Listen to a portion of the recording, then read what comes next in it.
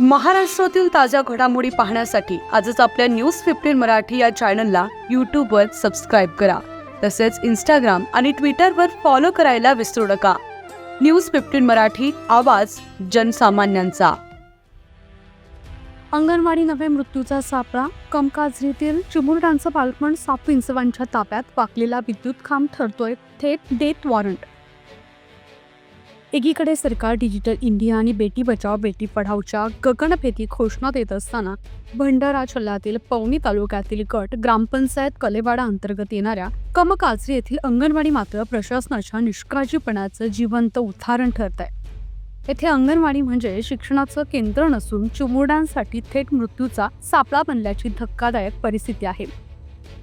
1 August 1987 रोजी स्थापन झालेल्या या अंगणवाडीला तब्बल 37 वर्ष उलटून गेली, तरी आजतागायत मूलभूत सुविधांचा अभाव कायम आहे.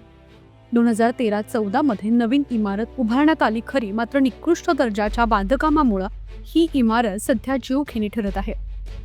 बांधकामाला दशकं उलटूनही अद्याप विजेची जोडणी देण्यात आली नाही.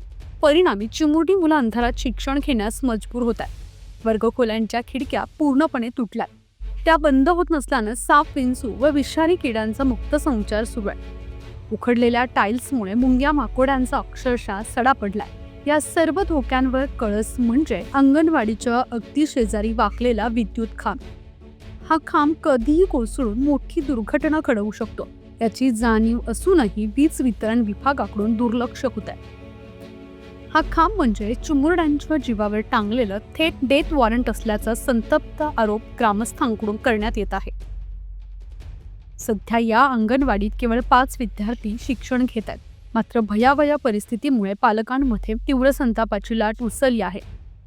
वारंवार तक्रारी करूनही संबंधित अधिकारी आणि विभागांकडून कानाडोळा केला जात असल्याचा आरोप होतोय. एखादी मोठी दुर्घटना घडल्यानंतरच प्रशासन जागं होणार का, हा प्रश्न आता संपूर्ण गावातून संतप्त स्वरात विचारला जातोय.